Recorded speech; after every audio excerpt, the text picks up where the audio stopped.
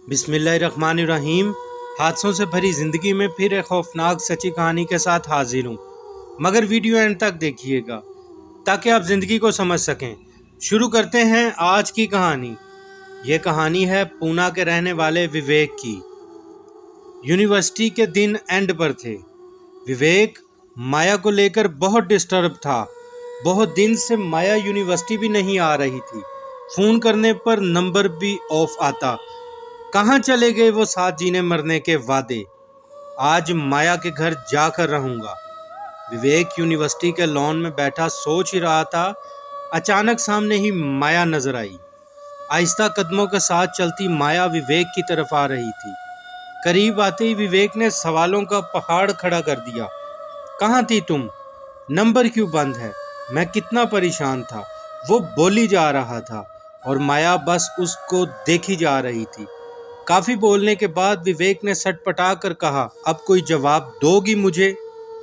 माया झट से विवेक के गले लगकर रोने लगी। क्या हुआ माया, सब ठीक है ना? विवेक ने परेशानी से माया को पूछा।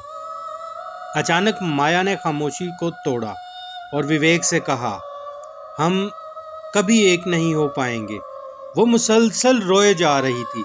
मगर क्यों माया, ऐसा क्यों बोल रही हो? पंकज की आंखें भर आ गई थी। माया ने कहा, तुम पूछते थे ना कि मुझे काला गुलाब ही क्यों पसंद है। आज सब बताती हूँ। तुम्हें तुम्हारे हर सवाल का जवाब मिल जाएगा और शायद आज हम आखिरी बार मिल रहे हैं। और फिर माया ने विवेक को बताना शुरू किया। मैं जब 18 साल की थी, मैं अपनी फैमिली के साथ लखनऊ एक शादी पर गई। वो हमारे फैमिली फ्रेंड थे। उनका घर एक महल था। हम शादी से कुछ दिन पहले चले गए थे और फिर वहाँ मेरी जिंदगी तबाह हो गई। उनके घर में 2 गार्डन थे, एक ज़मीन पर और दूसरा उनके महल की छत पे था। उस रात उस घर में मेहमानों की वजह से नीचे वाले गार्डन में तैयारी चल रही थी। मैं ऊपर वाले गार्डन पे चली गई। चाय का कप हाथ में पकड़े मैं ऊपर टहल रही थी।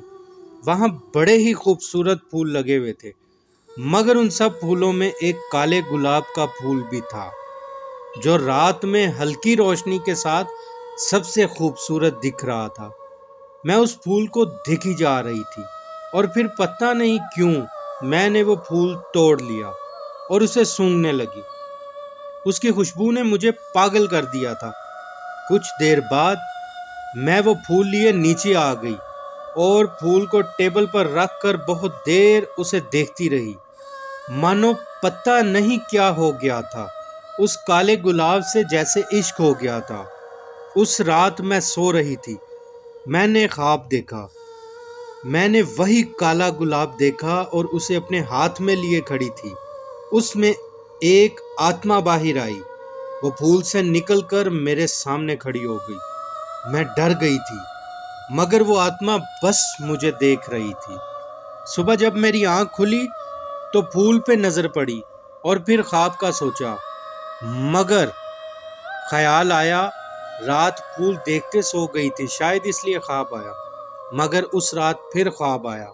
देखा वही फूल और उसमें से वही आत्मा निकली और मुझे कुछ देखने का एक तरफ इशारा किया। और जब मैंने उस आत्मा के हाथ के इशारे की तरफ देखा तो जिस घर में मेरा स्टे था उस घर को आग लगे देखा। मैं इंतहाई घबराकर उठ गई। आज दोबारा ख्वाब में काला फूल और आत्मा। मैं कुछ परेशान सी हो गई थी। सुबह शादी के घर में काम होने की वजह से हम बाजार शॉपिंग के लिए गए। अभी गए कुछ टाइम ही हुआ था कि आंटी को अंकल की कॉल आ गई, महल में आग लग गई है। जब हम वापस गए तो बहुत भयानक आग थी। मेरे दिमाग में वो ख्वाब घूम गया। शादी वाले घर में बर्बादी हो चुकी थी। कुछ दिन गुजारने के बाद हम पूना वापस आ गए। मैं एक रात सो रही थी, मुझे फिर वही काला गुलाब और उसमें से वही आत्मा निकलती दिखाई दी। उसने फिर मुझे कुछ दिखाया।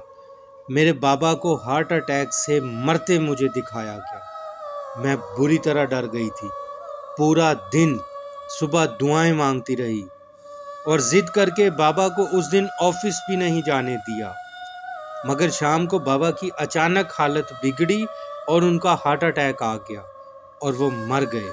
उस दिन मैं मुकम्मल टूट चुकी थी। फिर इस तरह ख्वाब में जो देखती वो हो जाता।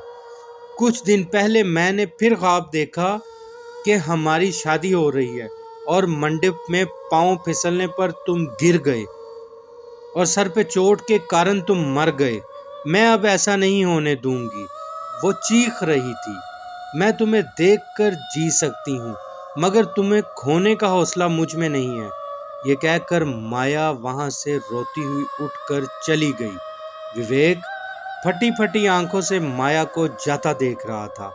हादसे जिंदगी के साथ जुड़े हुए हैं, मगर आप कमेंट करके ज़रूर बताइएगा वो काले गुलाब वाली आत्मा आखिर माया से चाहती क्या थी। अपना बहुत सारा ख्याल रखिएगा। लाइक सब्सक्राइब करना मत भूलिएगा। मिलते हैं ऐसी ही सच्ची कहानी के साथ अगली वीडियो में। तब तक के लिए अल्लाह हाफिज़।